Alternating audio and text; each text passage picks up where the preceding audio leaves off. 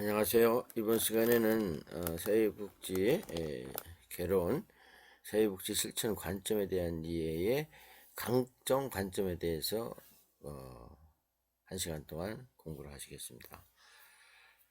강점 관점이라 하면 우리 인간에게는 대개 장점이 있고 단점이 있습니다. 그러나 우리는 단점을 보는 것이 아니라 그 개개인의 장점을 잘 관찰하고 그 장점을 극대화해서 그 클라이언트가 갖고 있는 그 목적이나 꿈을 실현하게 하거나 클라이언트의 자신에 대한 다양한 문제로부터 벗어나도록 돕는 사회복지 실천 활동의 전 과정에서 사회복지사가 클라이언트의 강점과 자원을 발견하고 드러내어 묘사, 탐색, 활용하려는 총체적인 노력이다, 이 뜻을 가지고 있어요. 그래서 병리적 중심이 있고 강점 중심이 있어요. 개인의 사례 즉 진단 따른 증상을 가진 자로 규정한다. 여기 강점에서는 개인이 독특한 존재 즉 경험 및 기질, 재능, 자원을 가진 자로 규정한다. 치료의 초점의 문제가 있다. 치료의 초점이 가능성이 있다. 이렇게 장점만을 골라서 그 장점에 대한 극대화를 시키는 것이 강점이다. 요 표 다시 2는 한번 여러분들이 아주 중요한 그러한 그 자료니까 여러분들이 잘 참고하시면 되겠고, 또 한번 중요한 것만 해보겠어요. 사회복지사는 클리언트의 삶의 전문가이다. 개인, 가족, 지역, 사회가 클라이언트 삶의 전문가이다. 또 개인적 발전의 병리에 의해 제한된다. 개인적 발전의 향상에 개방되어 있다.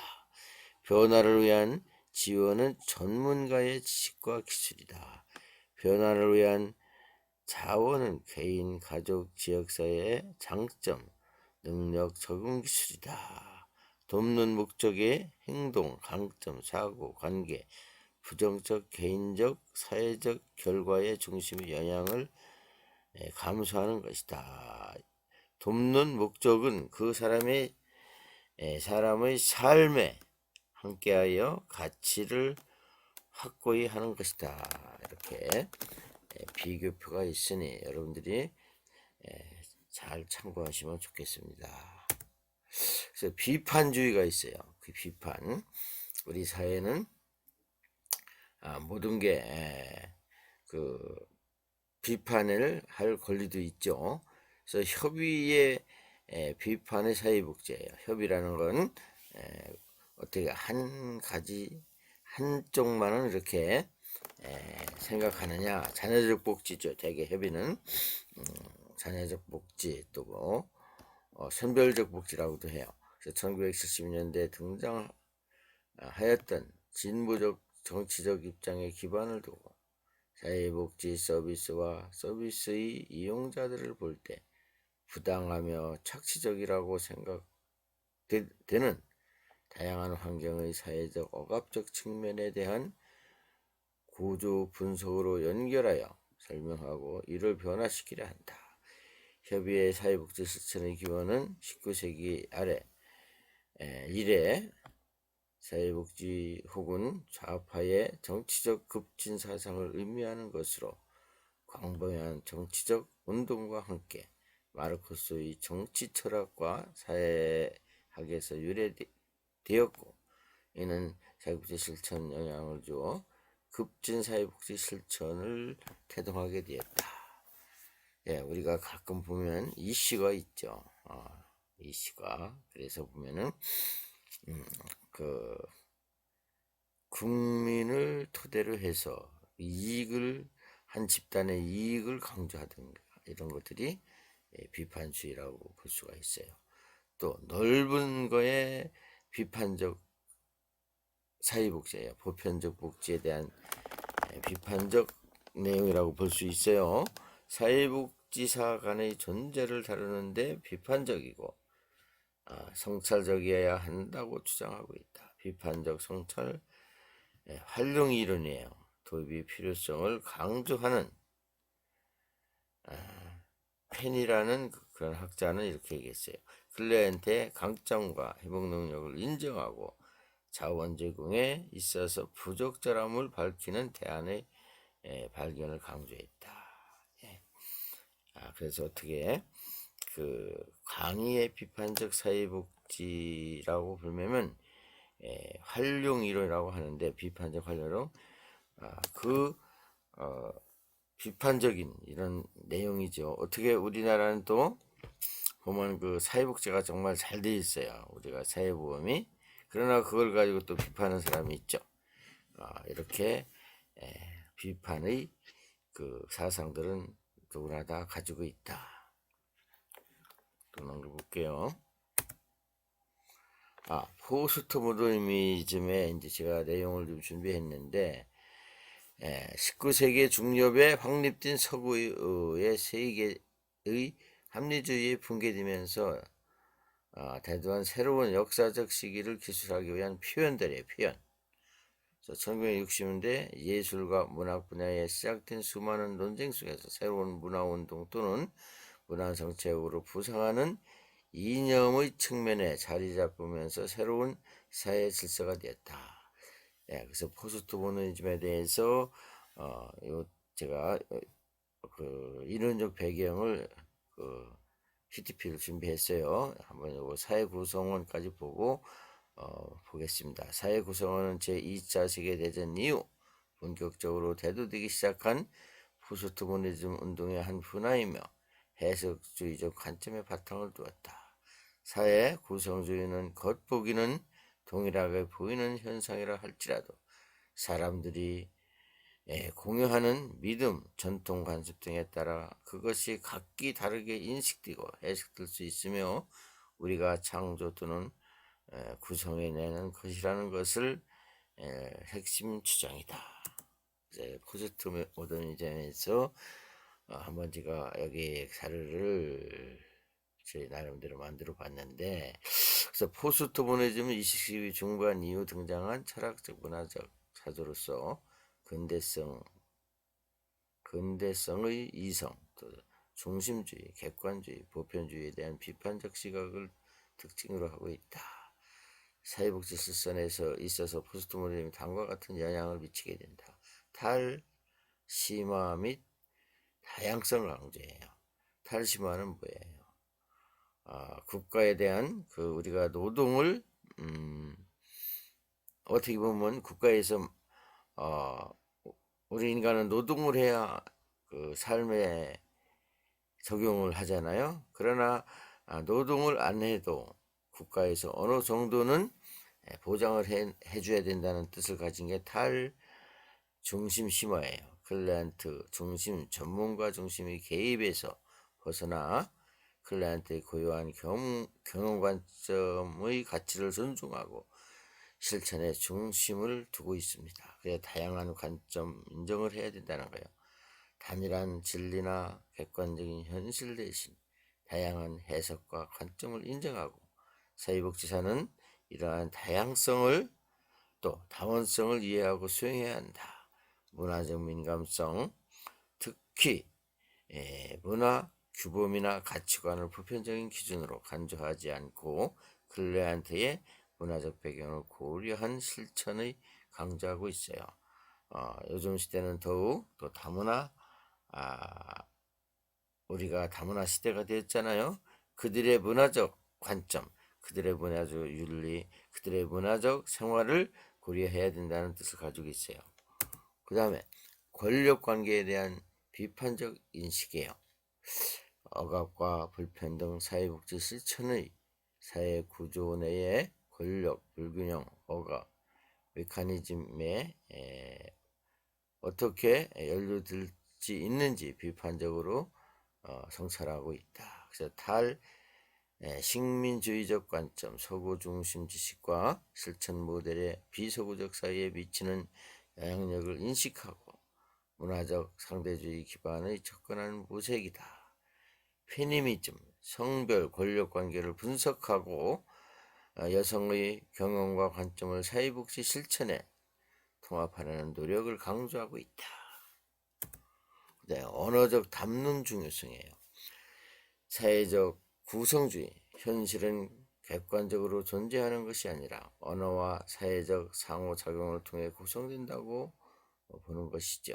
담론 분석은 사회 문제를 정의하고 이해하는 방식이 특정 담론에 의해 영향을 받는다는 점을 인식하고 지배적인 담론에 대한 비판적 분석을 시도하고 있다. 그렇죠. 권력이나 아니면 이익단체의 담론을 중시하는 그런 현상도 있죠. 이러한 것을 담론 분석 비판이라고 합니다. 내러티브 치료, 클라이언트가 자신의 이야기를 재구성하고 새로운 의미를 부여하도록 돕는 내러티브 접근을 활용해야 한다. 클라이언트의 중심을 최대한 반영해야 된다 이 뜻을 가지고 있습니다. 그 다음에 그 포스트모더니즘의 사회복지 실천의 한 예시를 한번 종합적으로 한번 다시 보겠어요. 탈실사라 운동, 정신질환이나 장애를 시설에 격리하는 대신 지역사회 내에서 자립적인 생활을 지원하는 실천의 개인의 자율성과 지역사회의 통합을 강조하는 포스트모더니즘적 가치와 연결될 수 있다. 여성주의 상담, 가부장적인 사회 구조 내에서 여성들이 경험하는 억압과 차별을 인식하고 여성의 관점의 문제를 이해하고 해결하도록 돕는 상담은 성별 권력 관계에 대한 비판적 인식을 반영하는 거예요. 그래서 다문화 사회복지 실천은 이주민, 소수민족 등 다양한 문제적 배경을 가진 클라이언트에게 문화적으로 적절히 서비스를 제공하고 문화적 차이에 대한 이해를 바탕으로 상호 존중적인 관계를 형성하는 것은 다양성을 강조하는 포스트모더니즘의 특징을 보여주고 있다. 또 실천적 합의예요. 합리적 관계, 사회복지사와 클라이언트의 수직적인 전문가, 클라이언트의 관계가 아닌 수평적인 협력자로서 함께 문제 해결을 과정을 이끌어 간다는 뜻을 가지고 있고, 역량 강화, 소진했을 때에 힘을 주는 그러한 프로그램이라든가 시설이라든가 또 상담이라든가 또 체력 단련이라든가 이렇게 역량 강화죠. 클라이언트의 잠재력과 강점을 발견하고 스스로 문제를 해결하고 변화를 만들어갈 수 있도록 지지하는 것이다. 비판적 성찰, 사회복지사 자신의 가치관, 신념, 실천이 클라이언트에 미치는 영향을 끊임없이 성찰하고 실천 과정에서 윤리적 딜레마를 민감하게 반응한다는 그러한 실천적 합의가 있다. 사회 정의 실현, 개인의 문제 해결뿐만 아니라 사회 구성원 변화를 통해 불평등과 억압을 해소하고 사회 정의에 실천하는 데 기여하고자 한다는 그러한 포스트모더니즘의 관점이 있다. 그래서 여기 보면은 이제 우리 그 교과서에 있는 내용이에요. 다문화의 관점이에요. 또 클라이언트나 컴퍼니시에이션 오브 빌링 유스 시즘 앤드 비티블 시즘 보고서에서 캐나다 사회 내의 다양한 사람들을 대표하기 위한 처음이 사용되었다. 그래서 다문화주의란 한 사회 내에서 존재하는 다양한 인종이나 민족 집단 문화를 지배적으로 하나의 문화에 동화시키지 않고 서로 인정하고 존중하면서 공존하게 하려는 이념 체계를 말하고 있다. 모든 문화의 가치는 동등하다는 문화 상대주의로서 문화적 차이에 대한 관용을 중시하는 입장이다. 1. 다문화적 다원주의. 2. 다문화적 사회복지 실천. 3. 다문화적 다양성. 4. 다문화적 유능성. 5. 다문화 사회. 6. 다문화 가정. 이런 다문화 관점의 실천적 내용도 있다. 성인지의 관점에 성인지의 관점.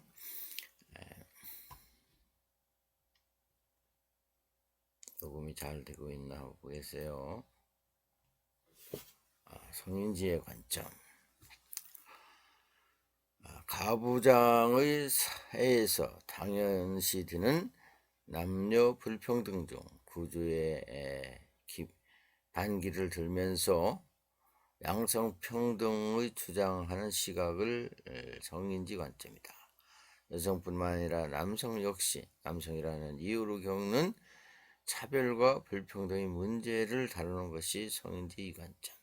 성인지의 관점은 남녀 생물학적, 사회문화적 경험 차이로 인해 서로 다른 이유나 요구를 가지고 있다고 보고 특정 개념이나 정책 및 실천 등의 특정 성에게 유리하거나 또 불리하지 않은지 성역할 고정관념이 개입되어 있는 것이 아닌지를 검토하는 관점이다.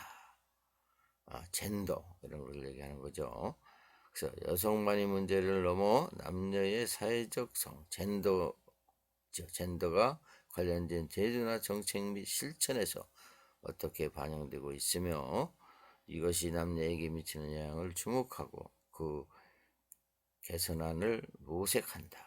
성인지의 관점의 목표는 여성을 넘어서 성평등 초점.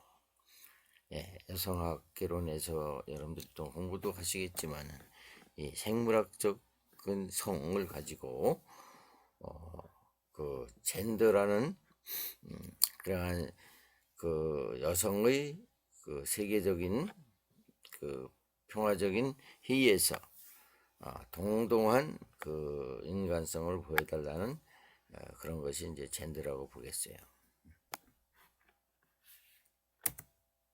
증거 기반의 실천 관점이에요. 우리는 공부하는 사회과학도 이제 모든 것이 증거 기반을 둬야 된다. 또 임상심리학과의 사회복지에 큰 영향을 미쳤다.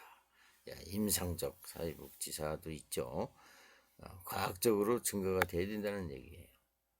또 사회복지의 증거 기반 실천은 실천기술 대 과학성 논쟁, 실천적 효과성에 대한 논쟁 이런 것들이 있죠. 개입의 적절성에 대한 논쟁에 관한 관심을 받게 된다. 또 과학 기반의 실천, 경험 기반의 실천, 발전적 연구 활용 이런 것들이 있다. 또 여기 이제 통합적 접근이에요. 통합적 접근 방법은 모든 사회복지사의 개인, 집단, 지역사회에 대처해 나가고자 할 때 활용할 수 있는 공통된 하나의 원리나 개념을 제공할 수 있는 방법의 통합화를 의미하고 있다. 통합적 접근 방법은 인간의 환경의 상호작용에 초점을 두면서 대상자의 잠재성을 인정하고 개별하며 미래 지향적이고 광범위한 지식을 활용할 수 있게 해 주는 것이 이제 통합적 접근이다. 사회복지. 그래서 사회복지사는 전문가지만은 그 전문가의 자기만을 가지고 있는 또 특수성이 있어요. 모르는 거 있을 수 있다는 거예요. 그럴 때는 의뢰하고 또 문의하고 또 그 관찰하고 조사하고 해서 이 문제가 해결될 수 있도록 통합적 접근을 유도해야 된다. 이러한 사회복지사의 통합적 접근을 말하고 있습니다. 또 관계, 사회복지사의 대상자 중 어느 쪽이 일방적인 노력에 의해서 이루어지는 것이 아니라 서로에 대한 신뢰와 믿음을 바탕으로 이루어내는 서로 간의 파트너십이 중요하다.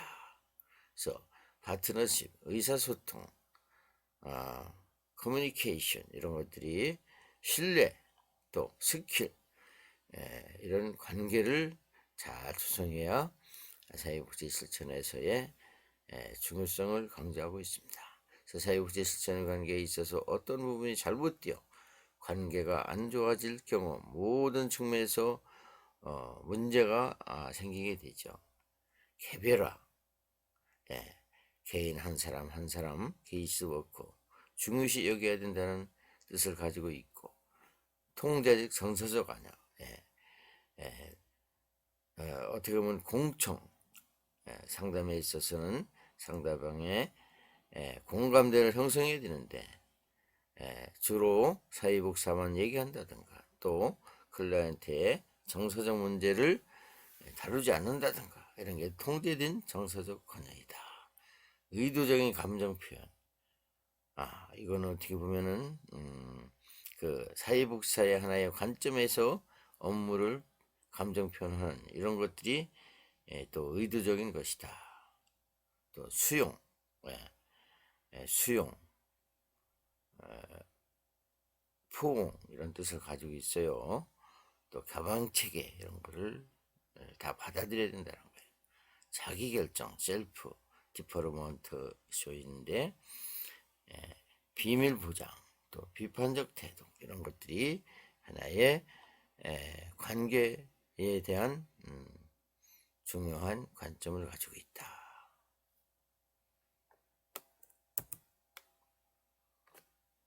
또 사회복지 실천 면접에 의해, 면접은 이제 다음 시간에 구체적으로 우리가 공부를 하게 될 거예요. 그래서 여기 나온 대로 한번 면접에 대한 거를 살펴보겠습니다. 사회복지 실천에서 매우 중요한 기법이 하나이다. 면접은 상호간과 바라봄, 합성어로 서로 대등한 입장에서 바라봄을 의미하고 있다.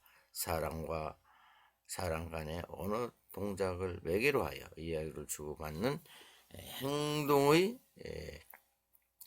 행동으로서의 여기는 반드시 커뮤니케이션이 일어난다. 면접의 목적, 자료 수집을 해야 되죠. 처음에. 그 다음에 자료 수집이 된 다음에는 어떻게 치료할 것인가, 치료관계의 확립을 유지해야 되고, 또 치료하기 위해서는 대상자의 그 정보가 필요하죠. 그래서 정보에 대한 그 준비, 또 원조 과정에서 어떻게 할 것인가, 또 원조는 도와준다는 거죠. 클라이언트, 서비스한다는 뜻을 가지고 있어요. 장애를 파악하는 그 문제가 있으면 그걸 제거해야 되잖아요. 이런 장애 문제. 또 목표 달성을 향한 활동을 파악하고 이행하는 것이다. 어떻게 보면 성공적인 그 치료의 목적을 가지고 있기 때문에 그 목표에 성공적으로 어떻게 할 것인가, 원조 과정을 촉진하는 것, 이런 것들이 면접의 목적이 있다. 그래서 여러분들이 이제 요 이제 강점 관점에 대한 가장 중요한 이 내용이에요. 여러분들이 한번 잘 살펴보시고 적용하셨으면 좋겠습니다.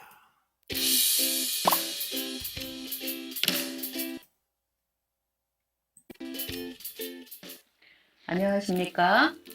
지금부터 강점 기반 사례 관리에 대해서 선생님들과 함께 공부하게 된 이경아라고 합니다. 반갑습니다. 우리가 강점 기반 사례 관리를 구체적으로 논의하기 전에 먼저 좀 살펴보려고 하는데요. 선생님들이 생각하시기에 우리가 생각하는 사회복지 실천, 또 사례 관리의 성과와 목적, 그리고 클라이언트가 우리의 실천과 사례 관리에 참여할 때 그들이 원했던 목적과 성과는 과연 같을까요? 다를까요? 네, 뭐 차이가 있을 거라고 우리가 예상할 수 있겠죠. 우리가 강점 기반 사례 관리에서의 목적은 사실 단순한 문제 해결이 아니라 이 문제 해결에서 더 나아가서 환경과 클라이언트의 인파워먼트를 목적으로 합니다. 그렇기 때문에 실천 방향이 사례 관리자 중심에서 클라이언트 중심으로 가게 되고요. 그리고 제공 가능한 서비스에서 더 나아가서 욕구 기반 맞춤형 지원을 강조합니다. 그러면 선생님들께서 우리가 지금 하고 있는 사례 관리도 그렇지 않나요? 라고 말씀하실 거예요. 그런데 우리가 이때 몇 가지를 좀 같이 살펴봤으면 좋겠습니다. 선생님들은 클라이언트를 대상자라고 부르시나요? 아니면 당사자라고 부르시나요? 이용인이라고 부르시나요? 네, 그리고 저는 앞으로도 교육을 통해서 선생님들께 사례관리자라는 말보다는 실천가 또는 사회복지사라는 말을 주로 쓸 것이고, 대상자라는 용어보다는 당사자 또는 그냥 클라이언트라고 용어를 쓸 것입니다. 왜냐하면 저는 사례관리자라는 말, 사례관리라는 말 자체가, 이 용어 자체가 좀 없어져야 된다고 생각하는 사람 중에 한 명입니다. 우리가 그 인간, 클라이언트 책에 사람을 갖다가 어떤 사례로 그냥 이야기를 하고 그 사람들을 관리할 수 있다는 이 말 자체에 굉장한 문제가 있다고 생각하기 때문이죠. 자, 그래서 우리가 클라이언트를 만날 때에도 마찬가지라는 거죠. 우리가 클라이언트의 존엄을 우리가 존중해 줄 때, 또 클라이언트가 우리의 존엄을 존중해 줄 때 서로가 서로에 대해서 안전하다고 느끼고 저 사람은 나를 존중해 주는 사람, 그러면서 관계가 형성되는 것이죠. 그럼 이렇게 해서 우리가 말하는 그 라포가 형성이 되는 거죠. 그럼 이 라포가 형성이 되는 게 왜 중요합니까? 이렇게 안전한 관계이기 때문에 내 이야기를 할 수 있게 되는 거죠. 그래서 더 이상 거칠애를 한다거나 체면치레를 할 필요 없이 나의 참모습을 드러낼 수 있게 되는 거죠. 그래서 나의 취약한 모습까지도 드러내면서 진짜 내가 원하는 것이 무엇인가를 좀 더 깊이 생각하게 되고, 그리고 내가 이때까지 삶에서 왔던 내가 노력한 부분, 나의 강점, 회복력을 발견해내고, 그러면서 내가 이렇게 괜찮은 사람이고 내가 존중받아 마땅한 사람이구나, 이걸 자각하게 되면서 자기 인생에서 주체로서 주도적 역할을 수행하게 되고, 그러면서 창의적 문제 해결이라든가 인파워먼트가 가능해진다는 것입니다. 그래서 강점 관점이 결국 나온 것인데, 우리 앞에서 강점 관점은 포스트 모더니즘, 사회구성주의, 구성주의 영향을 받았다라고 말씀드렸는데요. 웨이기라는 분이 뭐라고 얘기했냐면, 모든 사람에게는 자연적인 힘이 있어서 우리 사회복지사인 실천가가 이 잠재력을 지지하면 긍정적인 성장을 한다가 아니라 긍정적인 성장을 위한 가능성이 강화된다고 이야기했습니다. 그래서 선생님들 잘 보세요. 왜 긍정적인 성장을 한다고 하지 않았을까요? 그렇죠. 이 성장을 할지 안 할지의 선택, 성장을 할지 안 할지 여부는 당연히 우리가 아니라 당사자가 결정하는 것이고 당사자가 선택하는 것이기 때문입니다. 그래서 우리 강점 관점에서 얘기하는 실천의 목표는 문제 해결이 아니라 인파워먼트고 희망을 실현하는 것이다 라고 얘기할 수 있습니다. 그래서 선생님들이 이렇게 강점 기반 대화를 뒤에서도 우리가 함께 살펴볼 텐데, 결국 당사자인 클라이언트의 견딤, 그리고 노력하고 애쓰는 거, 또 새로운 시도를 하는 거, 이런 변화와 성장을 발견하고 인정하는 대화가 우리가 클라이언트와 함께하는 대화에서 이루어져야 하는 것이죠.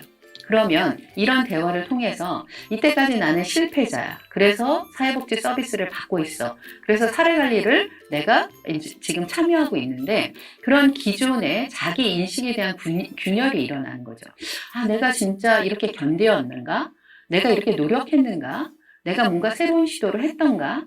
왜냐하면 이때까지는 모든 이 사람을 만나서 원조 전문가들이 왜 문제가 있었느냐, 왜 문제를 해결하지 못했느냐, 무엇이 결핍이 있었느냐, 이런 질문을 했었는데, 선생님들과 함께 만나서는 이렇게 견디셨군요. 이렇게 더 이상 더 나빠지지 않으셨군요. 이렇게 애쓰고 계시네요. 이렇게 자신의 긍정적인 부분을 발견해주는 실천가, 사례관리자를 통해서 내가 그렇게 괜찮은 사람인가? 에 대한 질문이 생기고, 나는 이때까지 문제야. 나는 이때까지 정말 사회적으로 낙오된 사람이야. 라는 정체성에서 나도 괜찮겠다. 그럼 나도 한번 해볼까? 결국은 긍정적인 자기 인식을 하게 되고, 그러면서 자기 효능감과 안정감이 촉진된다는 것이죠. 그럼 여러분, 자기 효능감이 중요한 이유는 뭐죠? 네, 나도 괜찮은 사람이라면 나도 한번 시도해 볼까? 바로 자기 효능감은 변화를 위한 동기를 촉진시키기 때문입니다. 자, 그래서 강점 기반 대화를 통해서 실천과 사례관리자는 당사자에 대한 존중과 인정을 우리가 표현할 수 있게 되는 것이고요. 그리고 우리가 알지 못한다는 자세가 굉장히 중요한데, 알지 못한다는 자세를 가져야 클라이언트의 이야기를 제대로 듣기 때문입니다. 그러면 클라이언트의 대화를 충분히 들으면서, 클라이언트와 충분히 대화를 하면서 우리가 클라이언트에 대한 다양한 강점을 발견하게 되는 것이죠. 자, 우리가 강점 기반 사례 관리에서는 상담, 면담 이런 말보다는 대화라는 말을 주로 쓰게 됩니다. 선생님들 생각해 보시죠. 왜 상담, 면담이란 말보다 대화라는 말을 더 쓸까요? 그렇죠. 상담은 상담자가 내담자를 이끌어가는 약간은 수직적인 관계에서 이루어지는 것이라고 할 수 있습니다. 근데 우리가 강점 기반 사례 관리에서는 당사자의 주체적인 삶을 지향하고, 그래서 주도적인 역할을 촉진하기 때문에 이때는 우리가 상담이란 말보다는 대화라는 말을 주로 쓰게 되는 것이죠. 자, 그러면 우리가 대화, 우리의 무기 중 하나죠. 우리가 주로 클라이언트들과 대화를 진행하기 때문에. 그러면 계속 우리가 같은 얘기들이 나와요. 주로 문제 상황에 초점을 맞추고 대화를 하는지, 또 우리가 주로 클라이언트와 이야기하는 내용이나 주제는 어떠한지, 정말 이 대화를 통해서 클라이언트들은 우리 사회복지사인 실천가들이 본인들을 존중하고 인정하고 수용하고 있다는 것들을 느낄 수 있는지에 대해서 우리가 한번 생각해 볼 필요가 있겠습니다. 일단 공감이죠. 네, 공감은 나의 어떤 판단이라든가 나의 자아를 잠시 접어두고 당사자의 입장에서 당사자가 무엇을 말하고 있고 무엇을 말하고자 하는지를 깊이 이해하는 그런 자세가 공감이겠죠. 그 다음에 제일 중요한 것 중에 하나가 또 논쟁을 피하는 겁니다. 대부분 인식 단계에 있거나 아니면 약간 저항을 보이는 당사자들이 주로 어떤 얘기를 하냐면, 선생님 이런 거 하라고 저한테 강요할 거잖아요.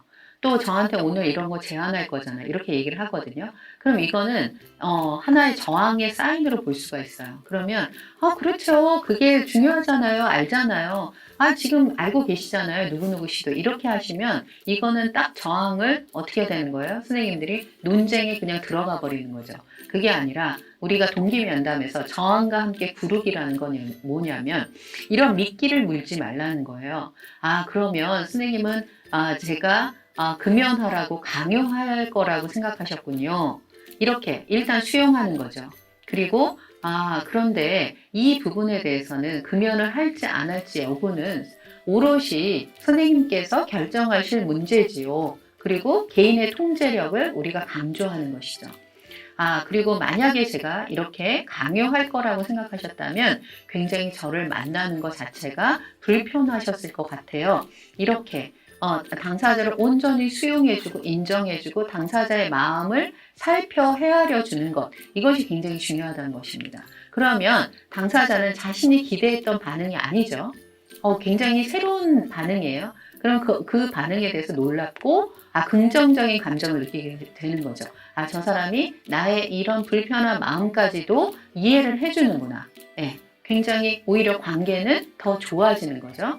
그리고 나서 이게 편안해지면 오히려 릴렉스가 되면서 과연 내가 지금 이렇게 하는 행동이 내가 원하는 것인가를 스스로 생각해 볼 수 있는 여지가 더 많아진다는 것입니다.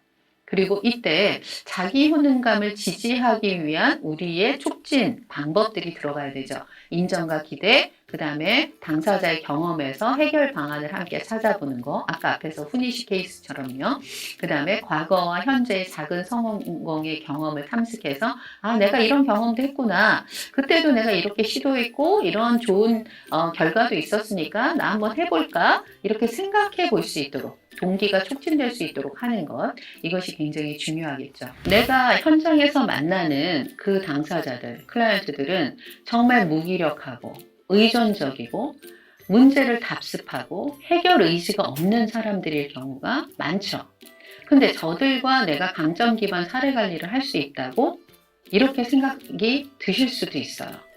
그런데 선생님들이 좀 관점을 한 번만 더 전환시켜 줬으면 좋겠습니다. 자, 저들이 무기력하고 의존적이고 문제를 답습하고 있다고 생각하지만 그들이 그렇게 문제 상황에서도 견디고 있는 모습을 한번 봐주셨으면 좋겠습니다. 자, 우리가 바위가 움직인다고 생각 안 하죠?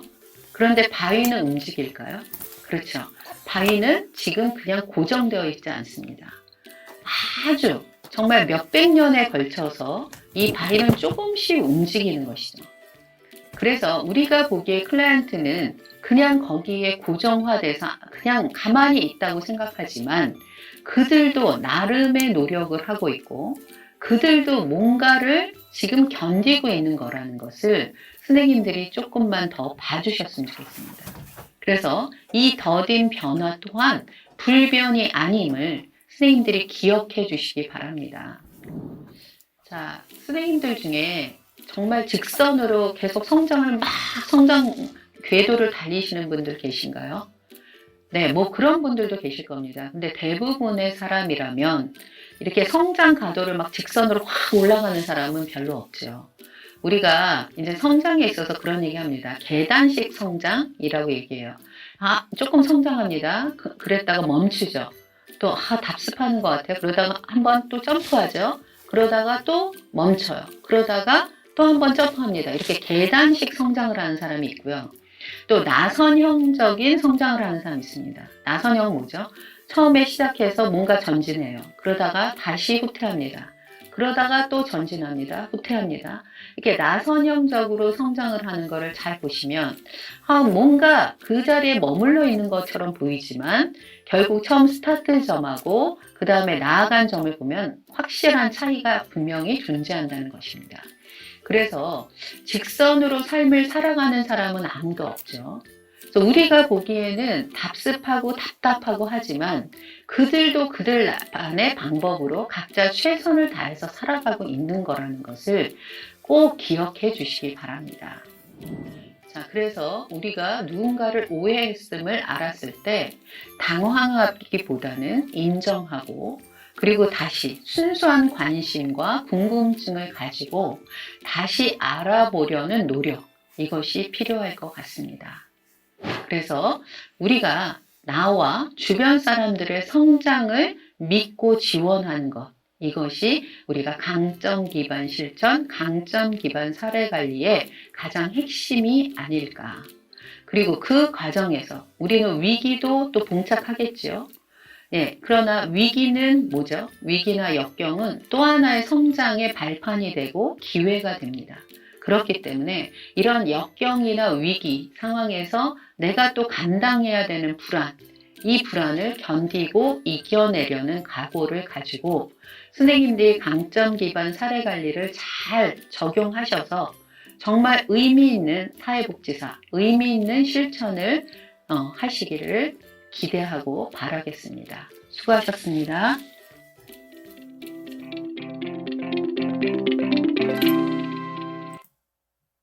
예, 여러분들 잘 들으셨죠? 이렇게 강점 관점에 대한 걸 여러분들이 확실히 이해하실 거로 믿고 이번에 다음에는 이제 면접에 대한 공부를 또 하겠는데 이 면접에 대해서 한번 볼게요. 그래서 이제 관계람은 사회복지사와 대상자 어느 중 한쪽 일방적인 노력에 의해서 이루어지는 것이 아니라고 했죠. 이 부분까지 제가 강의를 한 것 같아요. 그 다음에 또 넘겨보면은 사회복지 실천의 면접에 의해요. 사회복지 실천에서 매우 중요한 기법 하나는 면접이다. 상호간과 바라봄, 또 여기 합성어로 서로 대등한 입장에서 바라보는 의미를 얘기한다. 사람과 사람 간의 언어나 동작을 매개로 하여 이야기를 주고받는 행동으로서 여기에서는 반드시 커뮤니케이션이 이루어져야 된다. 이 부분도 한번 제가 강조를 했죠. 여기 보면 면접의 방법이에요. 맨 먼저는 경청이 참 중요해요. 그 클리엔트와 내담자에 대한 그 경청, 수용, 관계 이런 것들이 다 어떻게 보면 경청의 하나의 기법이라고 보겠고, 또 질문 기법이 있어요. 질문. 상대방의 그 신뢰를 하면서, 감정을 신뢰하면서 어떻게 되면 그 상대방의 그 내담자에 어떻게 치료를 할 것인가를 탐색하는 그런 관계라고 하겠어요. 질문도. 또 직관, 감각 이런 것들이 참 중요해요. 그 사람의 옷을 입고 온 상태, 또 앉은 상태, 또 비언어적인 그런 관계 상태 이런 것들을 관찰하고 묘사해보고 이렇게 직관적으로 파악하는 것이 관찰이다. 또 대화 기법도 중요하죠. 대화도 상대방의 어떻게 보면 대화를 잘 이끌어야만이 서로 신뢰관계가 라포가 형성이 된다고 하죠. 라포. 또 대화한 그 내용에 대한 해석, 또 어떻게 말해줄 건가, 응답 이런 것들이 정말 중요한 그 면접 방법이라고 하겠어요. 또 이제 통솔이라고 나왔는데 어떻게 관계를 할 것인가, 또 통제되어야 될 것이 있는가, 아니면 극대화할 것이 있는가 이런 것들이 이제 통솔이라고 하겠어요. 또 내면적 요소가 있고, 내면적은 뭐예요? 그 사람의 그 사생활이나 아니면은 그 가족과의 관계, 아니면은 그 사람의 이력의 관계, 그 사람의 어떻게 보면 학력의 관계 이런 거를 내면적 요소라고 하겠고, 외면적인 요소는 그 사람의 하나의 그 외부와의 관계, 직장 생활을 어떻게 했는가, 아니면은 사회 활동 형성이 어떻게 되어 있는가, 이런 것들을 파악하는 것이 외적인 요소라고 보겠습니다. 또 초기 면접이 있어요. 접수하고 자료 수집하고 사정하고 목표 설정하고 계약하고, 그 다음에 중간 단계까지 와가지고는 직접적 개입, 정보 제공 및 의뢰, 역량 강화 접근, 가용 지원 활용할 수 있게 하는 개입. 가용 지원이 뭐죠? 그 사람의 필요한 자원을 최대한의 활용하는 것이 가용 지원이에요. 예. 그다음에 간접 개입, 프로그램 계획 및 지원 개발, 영향력이 있는 사람들을 관련시키는 활동. 어떻게 보면 영향력이 통합적 접근 방법을 얘기하는 거죠. 서비스 조정 활동, 옹호, 어떻게 지지를 해줄 것인가. 이제 종결 단계에 와서는 종결의 시기는 대상자의 문제가 해결되었을 때, 두 번째 또 문제 해결이 대한 대상자와 사회복사의 의견 일치 시 이런 것들도 파악해 봐야 돼요. 또 자립적으로 문제 해결할 수 가능해졌는가 이럴 때 종결을 해야 된다는 뜻을 가지고 있어요. 또 대상자가 일방적으로 종결을 이제 요청할 때도 있어요. 일단 살펴봐서 더 이상 효과성이 없기 때문에 일단은 종결했다 다음에 시도하든가. 보통 면접 단계에서 상담 단계까지 10회, 5회, 6회 그 사람마다 내담자마다 그 상황에 따라서 이제 계약을 맺게 돼요.